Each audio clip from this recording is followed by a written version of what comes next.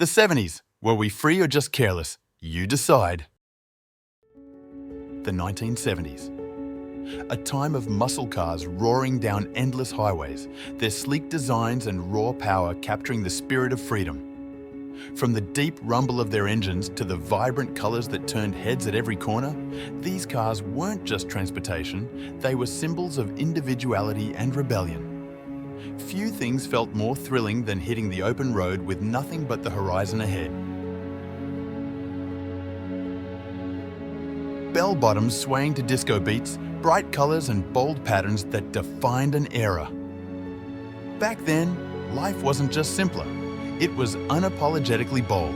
Seatbelts? Optional. Helmets? Unheard of. And kids?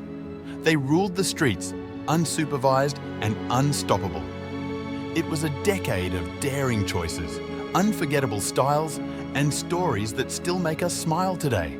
An era defined by bold trends, fearless creativity, and moments that left a lasting impression on all who lived it.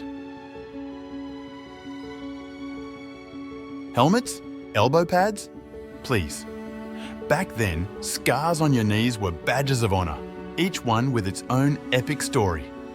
Riding bikes wasn't just about transportation, it was freedom. Kids zipped around the neighbourhood with the wind in their hair and zero parental oversight. Trampolines were another adventure. No nets, no padding, just the thrill of knowing one wrong move could send you flying. And for extra excitement, a little water, some dish soap, and boom, your trampoline became the ultimate slip and slide. School was no picnic either. Got a bad grade? Expect a stern talk, not a participation trophy. Trouble on the bus? The blame landed squarely on you, not the driver. And lunch? No insulated bags or ice packs. Just a metal pail with questionable leftovers, and somehow no one got food poisoning. Before caller ID ruined the fun, prank calls were the ultimate childhood thrill. Gathered around the family landline, you'd dial random numbers and crack up over classics like, "Is your refrigerator running?" Or, "Do you have Prince Albert in a can?" The best part? The adrenaline rush of not knowing if you'd get caught, or if the person on the other end would play along. A lost art in today's world of smartphones and caller ID. Back then, parents didn't hover. They gave you space to figure things out. If you got hurt climbing a tree, no one pointed fingers at them. And if you acted up, it was on you to face the consequences. Parenting was all about letting kids learn through experience. Birthday parties were an event, complete with blindfolded games, sharp objects, and the occasional risk of injury. Pin the tail on the donkey? Played with an actual tack. Lawn darts?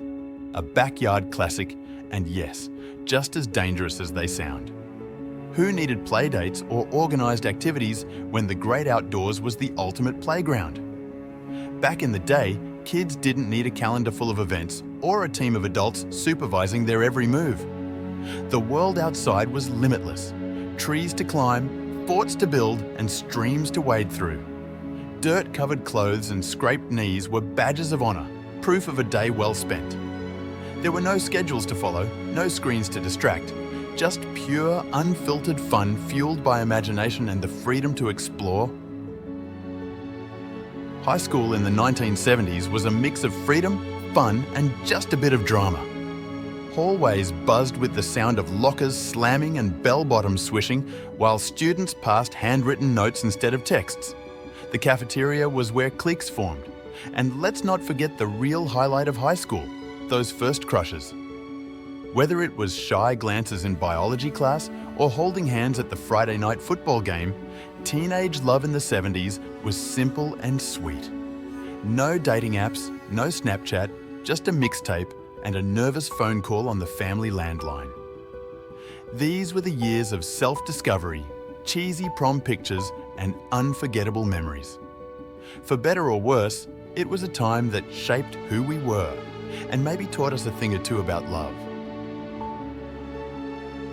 Grocery shopping was a family affair. Kids rode in carts without seatbelts, grabbed colourful cereal boxes and begged for sugary snacks. Forget almond milk. Back then, you had milk or no milk. Simpler times indeed. Come see the difference.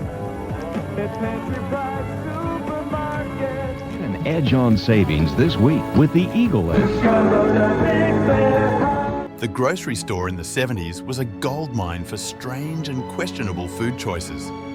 Take gelatin salads, where lime Jell-O trapped everything from canned pineapple to shrimp. Then there was the infamous ham and banana hollandaise, a casserole of bananas wrapped in ham and drenched in hollandaise sauce.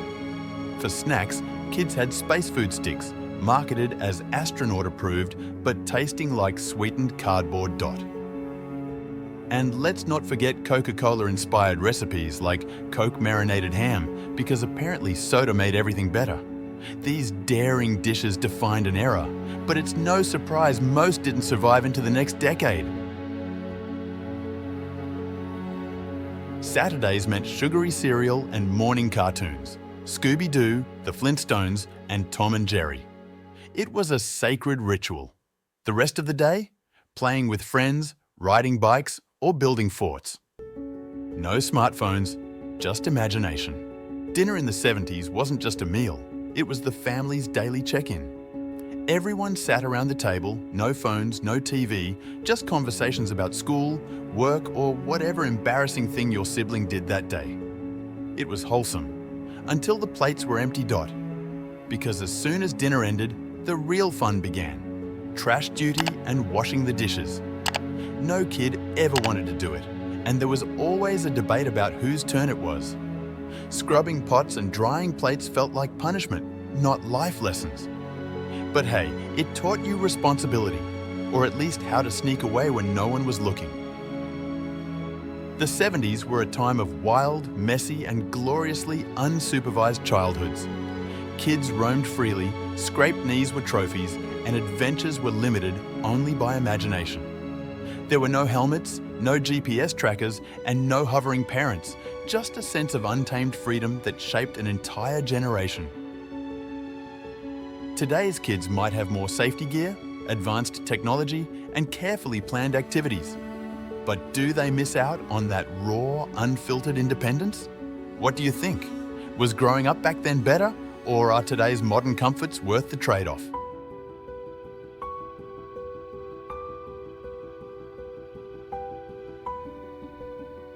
Let us know your thoughts in the comments below, and don't forget to subscribe for more trips down memory lane.